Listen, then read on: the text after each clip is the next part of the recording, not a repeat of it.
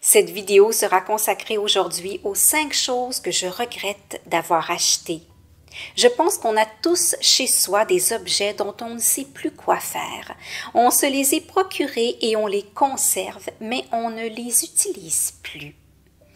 Je me suis rendu compte que malgré mes efforts de désencombrement, je possède quelques objets de ce type.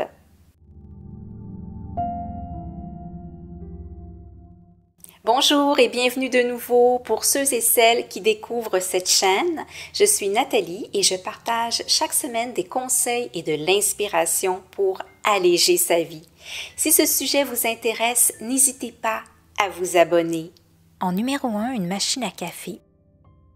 Pour la plupart des personnes qui consomment du café, la machine à café est indispensable.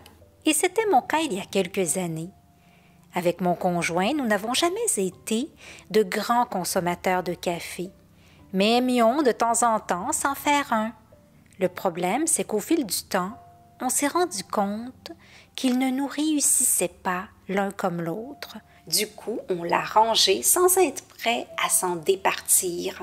Encore récemment, on l'a ressorti pour s'en refaire et au bout de quelques fois, les mêmes symptômes de fatigue et troubles digestifs sont survenus, donc on a arrêté. Comme j'aime le goût du café, j'hésite à me départir de ma machine à café et je me dis aussi que lorsque j'ai des invités, c'est une bonne chose à avoir. Mais dans les faits, cette machine à café occupe de l'espace dans ma cuisine et je ne l'utilise plus. En numéro 2, un nettoyeur vapeur. Quand j'ai aménagé il y a quelques années dans mon nouvel appartement, je voulais en prendre particulièrement soin et je me suis donc acheté un nettoyeur vapeur. Je l'ai beaucoup utilisé dans le début. Puis, avec le temps, je me suis rendu compte que c'était beaucoup plus rapide de remplir un seau d'eau et de savon et d'utiliser une serpillière pour nettoyer mes sols. De temps en temps, je ressors mon nettoyeur vapeur pour l'utiliser, mais je dois le remplir d'eau, attendre qu'il se réchauffe, puis j'ai un temps limité pour nettoyer mes sols, sans compter que je dois le débrancher et le rebrancher à chaque pièce. Pour un usage régulier, je ne trouve pas que cet appareil soit pratique. En plus, il a coûté plutôt cher et franchement, je peux très bien m'en passer. En numéro 3, des épices en grande quantité. C'est souvent économique d'acheter un grand format d'épices. Mais le problème, c'est qu'il faut s'assurer de les consommer avant leur date d'expiration et surtout de les aimer. Je fais souvent l'erreur d'acheter un grand format d'épices que je n'utilise pas assez souvent pour en profiter pleinement. Les années passent et le goût n'y est plus. Autre cas de figure, j'ai acheté un gros contenant de curcuma pensant ajouter cette épice régulièrement à mes plats, mais je l'ai mal digéré dès la première fois.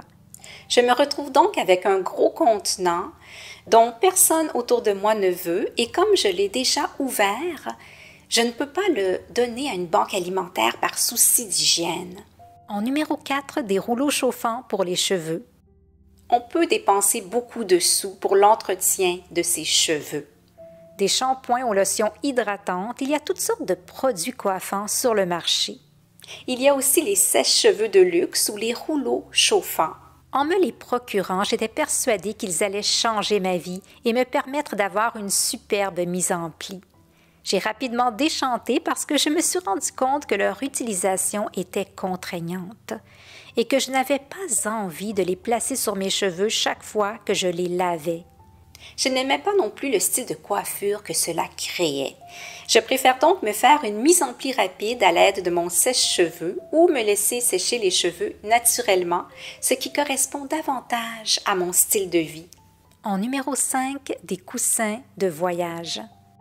On se dit qu'on va mieux dormir avec eux dans l'avion ou le train, mais dans mon cas, ils n'ont pas fait une grande différence. Je trouve que les coussins de voyage sont encombrants. C'est un objet en plus à se trimballer dans son sac de cabine. Les compagnies aériennes fournissent aussi souvent leurs propres coussins. Ce n'est pas toujours l'idéal, mais ça suffit pour moi pour un peu reposer ma tête. Dites-moi en commentaire quels objets vous regrettez d'avoir achetés et pourquoi. Merci d'avoir regardé cette vidéo et si vous avez apprécié son contenu, je vous invite à mettre un j'aime et à vous abonner au passage. Prenez bien soin de vous et à bientôt!